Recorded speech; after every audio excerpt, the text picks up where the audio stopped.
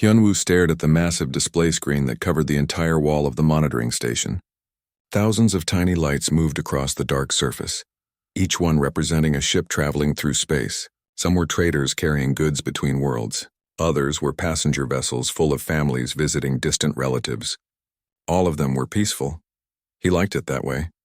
The monitoring station hung in space above Veltara, a beautiful world covered in crystal cities that sparkled like diamonds. The Velthari people who lived there could control energy with their minds, bending light and heat to their will. They had built their entire civilization without ever fighting a war. Violence was something they could not understand. Hyunwoo had been working at the station for 5 years. Every day was the same. Ships moved along their safe routes. The galaxy stayed peaceful. Nothing interesting ever happened. That changed when Nari burst through the door of the main control room. "Hyunwoo," she called out, her voice shaking with excitement. "You need to see this right now." Nari was the best communications officer on the station. She could pick up signals from across the galaxy and decode messages in hundreds of different alien languages. But Hyunwoo had never seen her look so worried. "What is it?" he asked, turning away from the display screen. "I'm getting a distress signal," Nari said, her fingers dancing across her control panel. "But it's not coming from anywhere on our charts. It's coming from the outer rim." Hyunwoo felt his stomach drop. The outer rim was the dark edge of known space where no civilized being dared to go. The story said it was full of savage creatures and dangerous worlds. Most people thought those stories were just tales told to frighten children. "Are you sure?" he asked. "Listen for yourself," Nari said, pressing a button. The speakers filled with static and broken voices. The words were hard to understand, but Hyunwoo recognized the language. It was Velthari, the Crystal People's native tongue. "Help us," the voice said through the static. "We are trapped. They hunt us like animals. Please, someone help us." Taemin rushed over from his desk on the other side of the room. He was a xenobiologist, someone who studied alien life forms. His job was to identify unknown species and catalog their behavior patterns. "That signal," Taemin said, his eyes wide. "I know those biosignatures. It's the Harmony's Dream." Hyunwoo's blood turned cold. The Harmony's Dream was a colony ship that had disappeared 3 years ago. It had been carrying 50,000 Velthari civilians to start a new settlement on the edge of Federation space. One day it just vanished without a trace. "That's impossible," Hyunwoo said. "The Harmony's Dream was lost in hyperspace. There were no survivors." "The biosignatures don't lie," Taemin insisted. "Those are Velthari life signs. Thousands of them." Nari worked frantically at her station, trying to clean up the signal. Slowly, the static faded and the voices became clearer. "This is Colony Leader Shenval of the Harmony's Dream," a weak voice said. "We crashed on an unknown world in the Outer Rim. The Krextani found us. They have been hunting us for months. We are hiding in caves beneath the surface, but they are breaking through our defenses. We have maybe days left. If anyone receives this message, please send help. We are dying." The message repeated several times before cutting off into silence. Hyunwoo stared at the speakers in shock. The Krextani were raiders who attacked ships on the very edge of civilized space. They were brutal and savage, known for taking no prisoners. If they had found the lost colonists, those innocent people were in terrible danger. "We have to contact the Federation Council immediately," Hyunwoo said. Nari nodded and opened a priority channel to the capital world. Within minutes, the holographic images of 12 council members appeared in the control room. They represented different species from across the galaxy, all united in their desire for peace. Hyunwoo explained the situation. He played the distress signal and showed them Taiman's analysis of the biosignatures. The council members listened in grave silence. "This is indeed troubling," said Councillor Vexithara, a tall being with blue skin and 4 arms. "But what can we do? The Outer Rim is beyond our reach. Our ships are not built for such hostile territory." "We could send a rescue fleet," suggested Councillor Morthian, whose species looked like walking trees. "With what?" Vexthara replied. "Our fastest ships would take months to reach the Outer Rim. By then, those colonists will be dead. And even if we could get there in time, what would we do against the Krextani? Our vessels are designed for exploration and trade, not warfare." The debate went on for hours. Some council members wanted to attempt a rescue mission despite the risks. Others argued that sending ships to the Outer Rim would be suicide. They talked in circles, accomplishing nothing while the colonists slowly died. Finally, Taemin spoke up. There might be another option, he said quietly. The council members turned to look at him. The old star charts mentioned something. Taemin continued. Ancient legends speak of a world called Sol 3. It's supposed to be in the dark space, beyond the outer rim. The stories say it's inhabited by creatures called humans, who come from a world so dangerous that it made them into perfect killers. Counselor Vexithera laughed. You're talking about fairy tales, young one. Deathworlders are myths, are they? Taemin asked.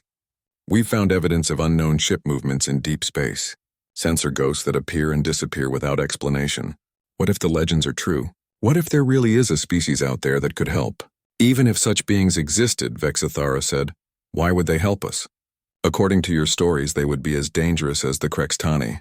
Because, Hyunwoo said suddenly, understanding what Taemin was suggesting. Sometimes you need monsters to fight monsters. The council fell silent. The idea was insane. They were talking about contacting a species that might not even exist, asking for help from creatures that could be more dangerous than the raiders they were trying to fight. But what choice did they have? After more debate, the council voted. It was close, but they decided to authorize the message. Nari was given permission to broadcast the Velthari distress signal toward the region of space where Sol 3 was supposed to be located. This is probably pointless, Nari said as she prepared the quantum transmitters. Even if there is something out there, how do we know they'll help? We don't, Hyunwoo admitted. But we have to try. Nari sent the message into the dark. It would take days to reach its destination, traveling faster than light through quantum entanglement beacons. All they could do now was wait and hope. 3 days passed. Nothing happened. The Velthari distress signals continued to arrive, weaker each time. The colonists were running out of time. Then, on the 4th day, something changed. Nari was monitoring the deep space sensors when every alarm on the station began screaming at once. She looked at her readings and gasped. Hyunwoo, she shouted. Something's happening at the edge of our system. Hyunwoo ran to her station and looked at the display. Space itself seemed to be tearing apart at the boundary of their solar system. Energy readings were off the charts. What is that? He asked. Before Nari could answer, ships began emerging from the tiers in space. They were like nothing in any Federation database. Dark, angular vessels covered in scars and bristling with weapons. They moved with deadly purpose, their engines leaving trails of fire in the darkness. A transmission came through the communication array. The voice that spoke was unlike anything they had ever heard. It was calm, controlled, and absolutely terrifying. This is Captain Dong-hyun of the human vessel Iron Will. We received your distress call. We're here to help. The control room fell completely silent. Hyunwoo stared at the communication panel, unable to believe what he had just heard. The legends were true. Deathworlders actually existed, and they had come in response to the distress call. Should I respond? Nare whispered, her hand hovering over the transmission controls. Before Hyunwoo could answer, the alien voice spoke again. Federation monitoring station, we know you're there. We've been watching your communications. Permission to dock? Hyunwoo found his voice. This is Station Commander Hyunwoo. You said you're here to help? That's correct. We received your signal about the missing colonists. We know where they are, and we know what's hunting them. Taemin moved closer to the communication panel. How could you possibly know that? There was a pause before the human responded. Because we've been fighting the Krextani for over 100 years. The words hit like a physical blow.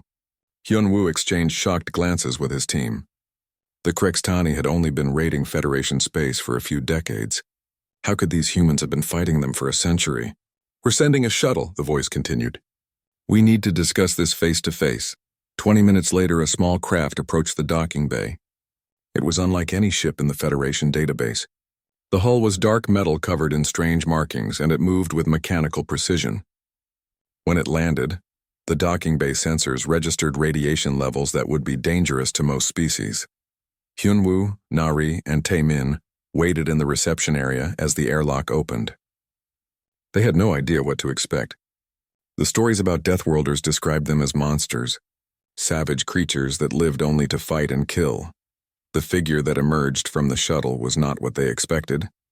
Captain Dong-hyun was tall but not massive. He wore a simple uniform made of dark fabric with no decorations or symbols of rank. His skin was pale and his hair was black. He looked almost ordinary except for his eyes. They were cold and calculating, like a predator studying potential prey. Behind him came two others. Mi-young was shorter than the captain, with sharp features and quick movements. She carried herself like a soldier, always alert and ready for danger. The third human was Jae-sung, who seemed more relaxed than the others but never stopped observing everything around him. "Thank you for allowing us aboard," Dong-hyun said, his voice calm and polite. "We apologize for the sudden arrival, but time is critical." "You said you know about the colonists," Hyunwoo managed to say. "Are they still alive?" "Some of them," Mi-young answered. "Our long-range scanners show approximately 12,000 life signs. The rest are dead." The casual way she delivered this terrible news made Hyunwoo's stomach turn. 38,000 innocent people had died, and she spoke about it like she was discussing the weather. "The Krextani are playing with them," Jae-sung explained. "It's what they do. They don't kill all their prey at once. They prefer to hunt slowly, making the survivors suffer as long as possible." "You speak as if you know them personally," Taemin observed. "We do," Dong-hyun said. "The Krextani used to have a vast empire. Hundreds of worlds, billions of people. They expanded across their region of space, conquering and enslaving everything they found." "What happened to them?" Nari asked. "They met us," Mi-young said simply. Dong-hyun activated a small device and holographic images filled the air above the table. The images showed star maps, battle formations, and ship designs that looked nothing like Federation technology. 50 years ago, the Krextani discovered human colonies. Dong-hyun explained. "They thought we would be easy prey. They attacked 3 of our settlements, killing everyone they found. Men, women, children. They took no prisoners. The images changed, showing devastated cities and burned landscapes. That was their mistake," Mi-young continued. "They didn't understand what they were dealing with. Humans don't just fight to defend themselves. When someone hurts us, we hunt them down and destroy them completely." "The war lasted 30 years, Jae-sung said. "We followed them back to their home systems. We studied their tactics, learned their weaknesses, and then we dismantled their entire civilization piece by piece." Hyunwoo felt sick. The humans were describing genocide with the same calm tone they used for everything else. "The Krextani you know today are refugees," Dong-hyun explained. "The survivors of their race, scattered across the galaxy in small groups. They raid Federation shipping because they're desperate. They attack weak targets because they remember what happens when they face real opposition." "You destroyed an entire species?" Taemin asked, horrified. "We defended ourselves," Mi-young corrected. "The Krextani chose their fate when they decided to prey on humans. We simply showed them the consequences of that choice." "But why haven't we ever heard of humans before?" Nari asked. "Why doesn't the Federation know about you?" "Because we've been watching you," Jae-sung said. "We've had monitoring probes in Federation space for decades. We know about your worlds, your trade routes, your technology. We've been waiting to see if you would develop the strength to defend yourselves." "And?" Hyunwoo asked. "You haven't," Dong-hyun said bluntly. "When the Velthari sent their distress call, your council spent 3 days debating whether to help. 3 days while innocent people died. That tells us everything we need to know about Federation resolve." The criticism stung because it was true. The Federation was built on peace and cooperation, but that made them helpless when faced with real violence. "So why are you helping us?" Hyunwoo asked. "Because it's the right thing to do," Dong-hyun said. "Humans have a saying. The only thing necessary for evil to triumph is for good people to do nothing. We may be killers, but we're not monsters. We protect those who cannot protect themselves." Mi-young pulled up tactical displays showing the region where the colonists were trapped. "The Krextani have 43 ships in the system, multiple classes including heavy destroyers. They're taking their time with the hunt, which means the colonists might survive another few days." 43 ships? Taemin said. "How many vessels do you have?" 12, Dong-hyun replied. 12 ships against 43? That's suicide. Jae-sung smiled for the first time since arriving. "You're thinking like prey. The Krextani have numbers, but we have something they don't." "What's that?" Ari asked. "Experience hunting them," Mi-young said. "We know exactly how they think, how they fight, how they break. They're pack hunters who rely on overwhelming their targets with superior numbers. They've never faced an enemy that actively seeks out the strongest opponent first." "We're not going to fight all 43 ships," Dong-hyun explained. We're going to kill the right ones. Take out their command structure, destroy their heaviest hitters, and make the rest so terrified that they flee. You're talking about psychological warfare, Taemin realized. We're talking about survival, Mi-young corrected. The Krextani understand only one thing, strength. Show them superior predators and they'll remember why they became refugees in the first place. Dong-hyun stood up, signaling that the meeting was over. We'll depart for the colony world immediately. The Federation can send medical ships to help with the survivors, but stay out of the combat zone. This isn't work for peacekeepers. What can we do to help? Hyunwoo asked. Pray that we're as good as we think we are, Jae-sung said. As the humans prepared to leave, Taemin called out, Wait, I have to ask. What's Earth like? Your home world? Dong-hyun paused at the airlock. Earth is a world that spent 4 billion years trying to kill everything on it. Most species that evolved there went extinct. The ones that survived became very good at two things, adapting and killing. And humans? Nari asked. Humans became the best at both, Mi-young said. Earth made us into persistence hunters. We don't give up, we don't stop, and we don't show mercy to things that threaten what we protect. The colonists, Hyunwoo said urgently. Will you be able to save them? Dong-hyun looked back one last time. Commander, humans have a simple rule, you don't hunt our pack. The Krextani forgot that rule once before. We're going to remind them. The humans returned to their shuttle and departed. Within an hour, their entire fleet had vanished back into the tiers in space, leaving only radiation signatures and the lingering scent of ozone. Hyunwoo stood at the observation window, staring out at the empty space where the human ships had been. The Federation had called on the stars for help, and the universe had answered by sending them apex predators. He wondered if they had just saved the colonists or doomed them all. 3 hours later, Nari picked up long-range transmissions from the direction of the outer rim. The signals were brief and chaotic, filled with static and what sounded like screaming. Then everything went silent.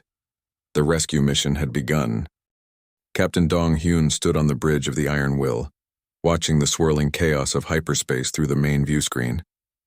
The human fleet was traveling at maximum speed toward the lost colony world, their jump drives tearing holes through reality itself. The technology fascinated and horrified the Federation observers who had been permitted to monitor the mission from a safe distance. Where Federation ships slipped gracefully through subspace, human vessels seemed to weaponize the very fabric of spacetime. Each jump created a brief explosion of antimatter that punched through dimensional barriers, like a bullet through paper.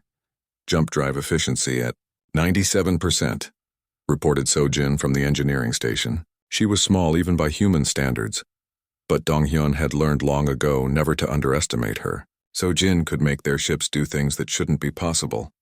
Time to target? Dong-hyun asked. 6 hours at current speed, Mi-young replied from the tactical station. But Captain, I'm reading massive electromagnetic interference from the colony system. Whatever world those people crashed on, it's not friendly. Show me. The main screen filled with sensor data from their destination. The planet appeared as a brown and gray sphere surrounded by violent energy storms. Lightning arcs the size of continents danced through the upper atmosphere, while the surface showed readings that made even seasoned human spacers uncomfortable. Radiation levels are off the charts, Sojin reported. Gravity is 2.3 times Earth normal. Atmospheric composition is 70% nitrogen, 25% carbon dioxide, 3% sulfur compounds, and trace amounts of gases that are toxic to most species. And the Velthari have been surviving down there for months? Mi-young asked, impressed despite herself. Barely, Jae-sung answered from his science station. I'm detecting life signs deep underground. The colonists have found cave systems that provide some protection, but their energy-based biology is failing in that environment. They're slowly dying even without the Krextani attacks. Dong-hyun nodded grimly. The crystal people were beings of pure energy who needed specific electromagnetic frequencies to survive. This world was like poison to them, slowly draining their life force with every passing day. What about the Krextani positions? He asked. Mi-young worked at her controls, analyzing the enemy deployment. 43 ships as reported. They're maintaining a loose orbital formation around the planet. No defensive postures. They're treating this like a hunting expedition, not a military operation. Arrogant, Dong-hyun observed. They don't expect any opposition. Can you blame them? Jae-sung said. The Outer Rim is their territory. No civilized species has ever mounted a rescue mission this deep into hostile space. A new voice joined the conversation as Byung-ho's image appeared on the communication screen. He was captain of the Ghost Walker, the fleet's stealth reconnaissance vessel. Advanced scout reporting, Byung-ho said. I'm 2 hours ahead of the main fleet conducting passive surveillance of the target system. What do you see? Dong-hyun asked. The Krextani are playing with their food, Byung-ho reported, his voice disgusted. They're taking turns bombing the surface, trying to collapse the cave systems where the colonists are hiding. It's not efficient hunting. They're drawing it out because they enjoy the fear. That was typical Krextani behavior. The raiders were sadistic predators who fed on terror as much as they did on flesh. They could have finished the colonists weeks ago, but they preferred to let their prey suffer. Any change in their formation? Mi-young asked. Negative. They're still spread out in hunting formation. No centralized command structure. Each ship group is operating independently. Perfect, Dong-hyun said. That makes them vulnerable to what we're planning. Ye-jin looked up from her station. As the fleet's tactical officer, she was responsible for coordinating their attack plans. Captain, I've finished analyzing the enemy positions. The Krextani have 3 heavy destroyers serving as pack leaders. If we can eliminate those ships quickly, the rest will lose cohesion. Recommendations? Dong-hyun asked. Protocol 7, Ye-jin said without hesitation. A silence fell over the bridge. Protocol 7 was the most extreme combat doctrine in the human arsenal. It required ships to sacrifice themselves in direct ramming attacks, using their own jump drives as weapons. You're suggesting we turn our ships into guided missiles, So-jin said slowly. 3 ships, 3 targets, Ye-jin confirmed. We jump directly into their formation and detonate our drives on impact. The explosions will create spatial anomalies that destroy everything within 10,000 kilometers. That's suicide, Jae-sung protested. That's victory, Mi-young corrected. We lose 3 ships and maybe 600 crew members. In exchange, we eliminate half the enemy fleet in the opening moments of battle. Dong-hyun considered the proposal. Protocol 7 was designed for exactly this type of situation, where human forces were outnumbered, but needed to achieve quick, decisive victory. The mathematics were brutal but clear. We'll need volunteers, he said finally. Already have them, Ye-jin replied. The Thunderstrike, Lightning Fist, and Iron Rain have all volunteered for kamikaze duty. Their crews are ready. Of course they were. Human military culture was built around the concept of necessary sacrifice. Every crew member understood that sometimes victory required paying the ultimate price. What about the ground assault? Dong-hyun asked. Ki-tae stepped forward. He was the leader of the human Marines. Soldiers trained to fight in the most hostile environments imaginable. My teams are ready for immediate deployment. We'll use heavy drop pods to punch through the atmospheric interference. Once on the surface, we'll secure the cave systems and begin evacuating civilians. The environment down there will kill most species within minutes, Jae-sung warned. Ki-tae shrugged. Good thing we're not most species. My people have fought on worlds with chlorine atmospheres and lava rain. This place is unpleasant, but it's not lethal to humans. That was the difference between Deathworlders and civilized species. What counted as a hostile environment to the Federation was merely uncomfortable to humans. Earth had prepared them for anything the galaxy could throw at them. Medical support? Dong-hyun asked. Su-young has prepared field hospitals in the dropships, Ki-tae reported. She's studied Velthari physiology and developed treatment protocols for energy drain poisoning. We can keep the survivors alive long enough to get them off-world. Time frame for the operation? 4 hours from initial contact to complete evacuation, Ye-jin calculated. The Krextani will call for reinforcements the moment they realize they're under attack. We need to be gone before help arrives. Dong-hyun nodded. It was a tight schedule, but achievable if everything went according to plan. Of course, battle plans never survived contact with the enemy, so they would have to adapt as the situation developed. Final approach in 1 hour, So-jin announced. All ships report ready for combat operations. Dong-hyun activated the fleet communication system. The faces of his fellow captains appeared on the screen, each one calm and determined. These were people who had spent their entire lives preparing for moments like this. You all know the plan, Dong-hyun said. The Krextani think they're apex predators in their own territory. We're going to show them what real predators look like. What about the Federation observers? Asked Captain Jinho of the Thunderstrike. They'll stay at a safe distance and monitor our communications, Dong Hyun replied. This operation is human only. We don't want civilians getting in the way of combat operations. Understood, sir. Thunderstrike ready for protocol. 7. Lightning Fist ready for sacrifice. Reported Captain Yoonji. Iron Rain standing. Pi for kamikaze run, added Captain. Woojin Donghyun felt a familiar mixture of pride and sadness. These captains were about to die for people they had never met, simply because it was the right thing to do. That was what made humans dangerous and what made them heroes. All ships prepare for final jump, Sojin announced, dropping out of hyperspace in 30 seconds. Remember, Donghyun told his fleet, we're not just rescuing colonists today. We're sending a message to every predator in the galaxy. Humans protect the innocent. Anyone who threatens our pack answers to us. Understood, sir, came the chorus of replies. 10 seconds to normal space, Sojin called out. Donghyun gripped the arms of his command chair as reality reasserted itself around the human fleet. The stars wheeled back into focus and the hostile planet appeared on their screens. Contact, Myung shouted. 43 Krekstani vessels detected. They're moving to intercept. All ships execute Protocol 7, Donghyun ordered. May your deaths have meaning. 3 human ships peeled away from the formation, their jump drives charging for one final leap.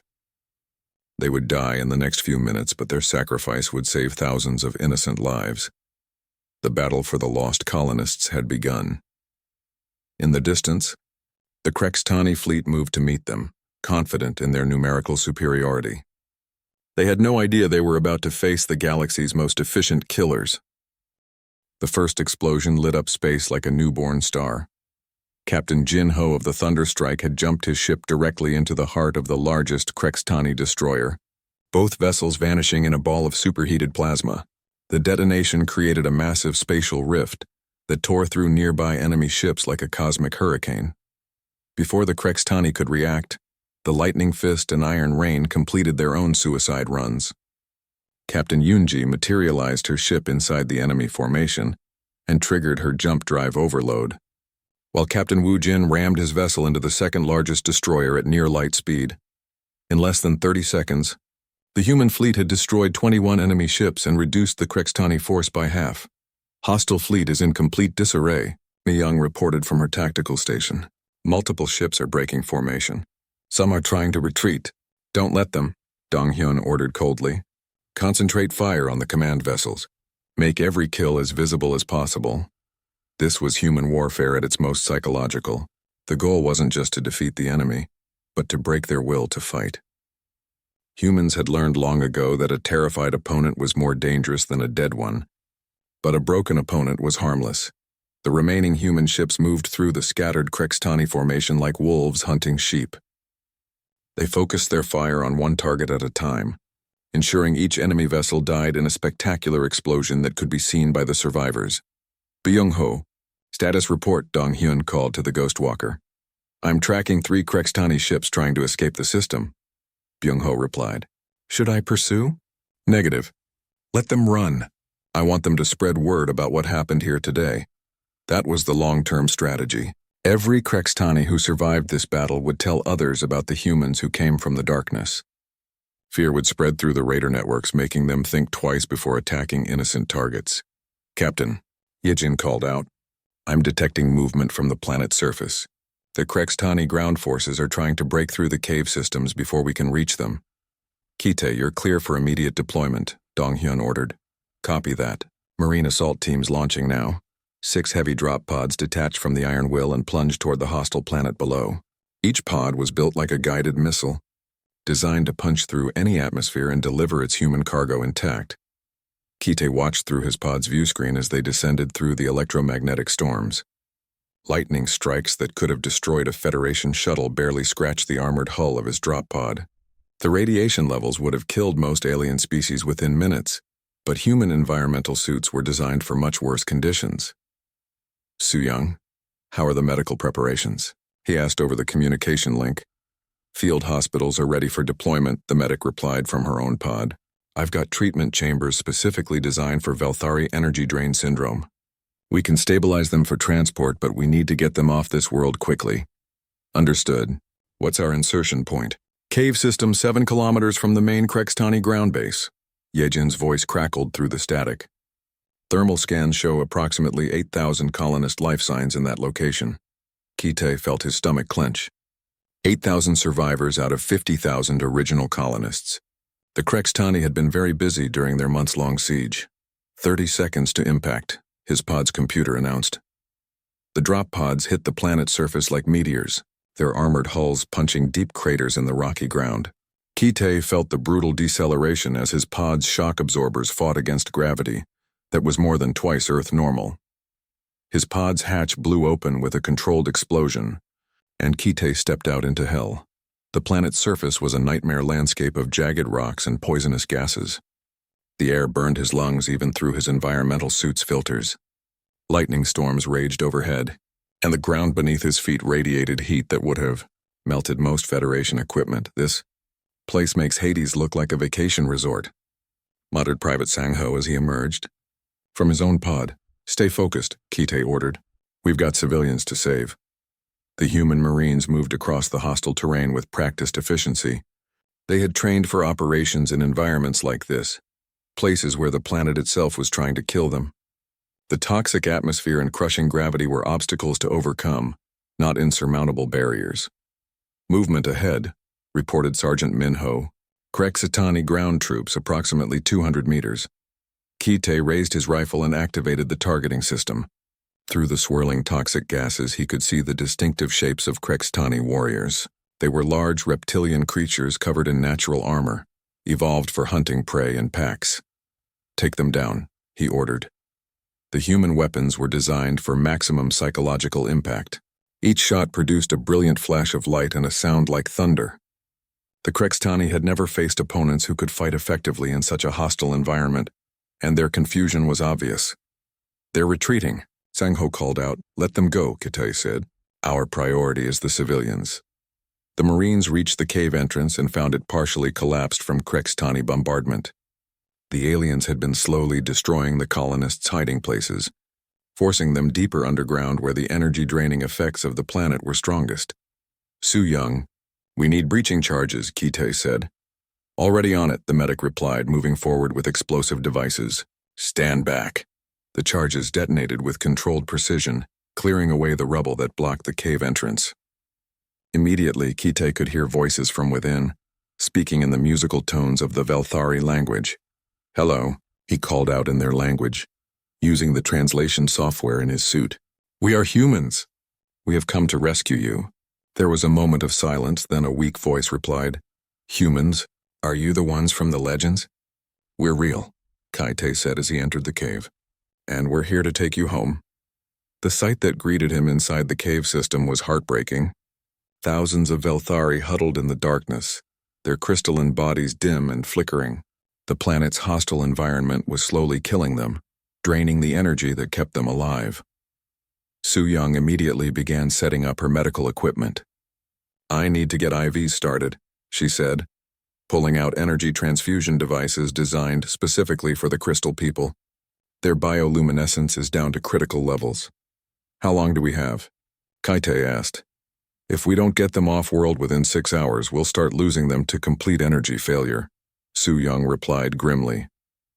Kite activated his communication link to the fleet. "Donghyun, we found the survivors. 8,000 colonists, all in critical condition. We need immediate evacuation." "Understood," the captain's voice crackled back. "Transport ships are already en route to your position." Above the planet, the space battle was winding down. The surviving Krextani ships were fleeing in all directions, their formation completely broken. Human ships pursued them relentlessly, not to destroy them all but to ensure they carried the message of defeat back to their hidden bases. "Final count," Mi-young reported. 39 enemy vessels destroyed, 4 escaped. No human ships lost beyond the planned sacrifices. It was an overwhelming victory, but Dong-hyun felt no satisfaction. 3 of his ships and their crews were gone forever, sacrificed to save people they had never met. That was the price of being the galaxy's protectors. "Transport vessels arriving at the planet's surface," Yejin announced. "Beginning evacuation operations now." Down in the caves, Su Young worked frantically to stabilize the weakest colonists while Kite's Marines established a defensive perimeter. The Velthari were grateful but confused, unable to understand why these alien creatures had risked everything to save them. "Why did you come?" asked colony leader Shenval, his crystalline form barely glowing with residual energy. Kite looked at the dying alien and tried to find words to explain human nature. "Because you asked for help," he said finally, "and because no one else would. It took 4 hours to evacuate all the survivors. Human transport ships landed on the hostile planet's surface, their crews working in environmental suits while radiation and toxic gases swirled around them. Each ship that took off carried hundreds of rescued colonists toward Federation medical vessels waiting at a safe distance. As the last transport departed, Kitai took one final look at the cave system that had been the colonists' prison for so many months. Thousands had died here, slowly starved of the energy they needed to survive, but thousands more would live because humans had answered their call for help. "Extraction complete," he reported to Donghyun. "All survivors are en route to Federation medical ships. Good work, Marine. Return to the fleet immediately. We're leaving before Krexistani reinforcements arrive." Kite and his team returned to their drop pods, now configured as ascent vehicles. As they rose through the planet's turbulent atmosphere, he watched the hostile world shrink away below them. The mission was complete. The colonists were safe. And the galaxy had learned that humanity kept its promises no matter the cost. Kite knew this was just the beginning. Word of this rescue would spread through both Federation and Raider networks. The peaceful species would see humans as potential allies. The Federation medical ships arrived 12 hours after the rescue, their white hulls gleaming against the darkness of space. Captain Dong-hyun watched from the bridge of the Iron Will as the evacuation transports docked with the hospital vessels, transferring the surviving Velthari colonists to proper medical facilities. "Final casualty report," Mi Young announced from her station. 3 ships lost as planned.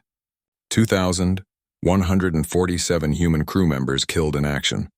8,236 colonists rescued alive. The numbers were stark and brutal. More than 2,000 humans had died to save 8,000 aliens they had never met. In Federation terms, it was an incomprehensible sacrifice. In human terms, it was simply the right thing to do.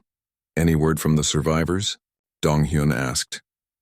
"Colony leader Shenval wants to speak with you personally." Nari's voice came through the communication link from the Federation monitoring station.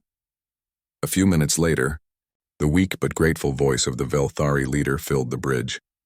"Captain Dong-hyun, I do not have words to express our gratitude. Your people saved us when no one else would help." "We did what anyone should have done," Dong-hyun replied. "But you were the only ones who did it," Shenval said softly. "Why? Why did you sacrifice so much for strangers?" Dong-hyun considered the question. How could he explain human nature to a species that had never known violence? "Because someone needed help and we had the power to provide it." "That's reason enough." There was a long pause before Shenval spoke again. "The Federation Council wishes to meet with you. They want to discuss a cooperation." "I'm sure they do," Dong-hyun said dryly. "Tell them we'll send a diplomatic team when we're ready. Right now we have other priorities." After the communication ended, Jae-sung looked up from his science station. "Captain, I've been analyzing the Federation response to this crisis. Their reaction time was 72 hours from distress call to decision. Their ships would have taken months to reach the rescue site. Even if they had attempted a mission, their vessels aren't equipped for combat operations. Your point?" "The Federation is fundamentally incapable of defending itself," Jae-sung said bluntly. "They've built a civilization based on the assumption that everyone in the galaxy is peaceful. When they encounter real predators, they're helpless." Mi-young nodded in agreement. "The Krextani raids have been increasing over the past decade. Federation shipping losses are up 40%. They're being slowly bled to death and they don't know how to stop it. And now they know we exist," Sojin added from engineering. "They're going to want us to solve their problems for them." That was the burden humanity had always carried. They were the ones who stepped forward when violence was necessary, who paid the price that others couldn't or wouldn't pay. It made them essential, but it also made them isolated. "Incoming transmission from the Federation Council," announced Yejin. The main screen filled with the faces of 12 council members, representing the major species of the galactic community. They looked tired and shaken, still processing what they had witnessed. "Captain Dong-hyun," said Councillor Vexithara, the blue-skinned leader who had argued against the rescue mission, On behalf of the Federation, I want to thank you for saving the Velthari colonists. You're welcome. Dong-hyun replied simply. We would like to discuss establishing formal diplomatic relations between humanity and the Federation, Vexithara continued. Perhaps we could arrange a meeting. What did you have in mind? Dong-hyun asked, though he already knew the answer. We need protection, admitted Counselor Morthian, the tree-like being who had initially supported the rescue. The raids are getting worse. Our trade routes are under constant attack. We need ships and crews who can fight back. You want us to be your military, Mi-young said, stating the obvious. We prefer to think of it as a mutual defense treaty, Vexithara said diplomatically. Dong-hyun almost smiled. Counselor, let me explain something about humans. We don't fight for governments or treaties. We fight for people, individual lives that need protection. But surely you understand the strategic value of an alliance, Vexithara pressed. Together we could bring peace to the entire galaxy. Peace, Dong-hyun repeated slowly. Do you know what peace costs, Counselor? I'm not sure I understand. Peace costs blood, Dong-hyun said bluntly. It costs the lives of people willing to stand between predators and their prey. It costs the sanity of soldiers who do terrible things so that civilians don't have to. Peace isn't free and it isn't natural. It's a luxury purchased with violence, maintained by the threat of worse violence. The council members looked uncomfortable. They wanted the benefits of human protection without acknowledging the brutal reality that made it possible. What are you saying? Morthian asked. I'm saying humanity will continue to patrol the Outer Rim, Dong-hyun replied. We'll hunt down Krextani raiders and any other predators that threaten innocent lives. But we won't be your military, and we won't take orders from a council that debates for 3 days while people die. Then what do you want from us? Vexithara asked. Nothing, Dong-hyun said. We don't want your technology, your trade routes, or your resources. We want you to understand that the galaxy is a dangerous place and that safety requires vigilance. Jae-sung leaned forward. The Federation has existed for 3 centuries without facing a major external threat. You've forgotten that peace is an aberration, not the natural state of the universe. Most species are predators. Most worlds are hostile. Most of space is empty and deadly. Humanity has made it our job to stand between you and that reality, Dong-hyun continued. We'll continue to do that job not because you ask us to, but because it needs to be done. And if we refuse your help? Vexithara asked. Then you'll discover what the galaxy is really like without someone watching the dark spaces, Mi-young said coldly. You'll learn why the Krextani were running scared for 50 years before they started raiding your ships. The council fell silent, processing the implications. They had called for help from the legends, and the legends had answered. But the price of that protection was acknowledging that their peaceful civilization existed only because someone else was willing to do the killing. We need time to consider this, Vexithara said finally. Take all the time you need, Dong-hyun replied. The universe will wait. After the transmission ended, Hyunwoo's voice came through from the monitoring station. Captain, I wanted to thank you personally. What you did today, it was magnificent. It was necessary, Dong-hyun corrected. Nothing more. Will we see you again? Probably not, Dong-hyun said honestly. Humans operate in the spaces between civilizations. We go where the predators hunt, where the peaceful species fear to travel. You won't see us unless something goes very wrong. Like guardian angels, Nari said softly. Angels, Dong-hyun mused. I suppose that's one way to look at it. Though I think necessary devils might be more accurate. The human fleet began its departure procedures, preparing to return to the Outer Rim. Their work in Federation space was done, but there were always other threats, other predators that needed to be hunted. So Jin, status on jump drive repairs? Dong-hyun asked. We'll need to fabricate replacement components for the ships that survived Protocol 7, she replied. The spatial stress from those explosions caused minor damage to our own drive systems. How long? 2 weeks if we return to base. 3 days if we jury-rig temporary fixes. Jury-rig them, Dong-hyun decided.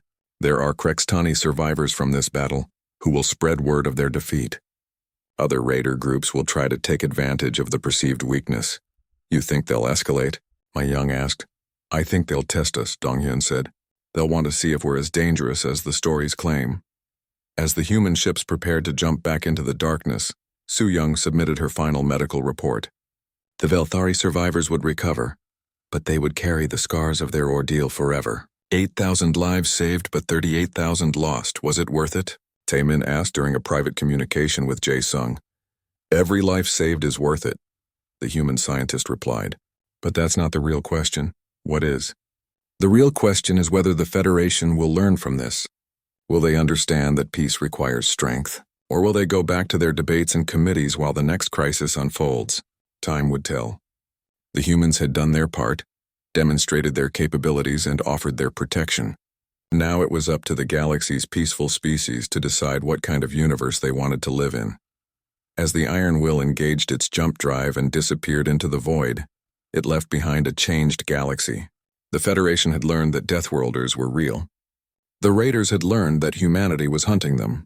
And somewhere in the darkness between stars, the survivors of a dozen destroyed civilizations took note that the balance of power had shifted. The humans were no longer hidden. They had announced themselves as the galaxy's protectors, the necessary monsters who stood guard in the night. The age of peace through superior firepower had begun.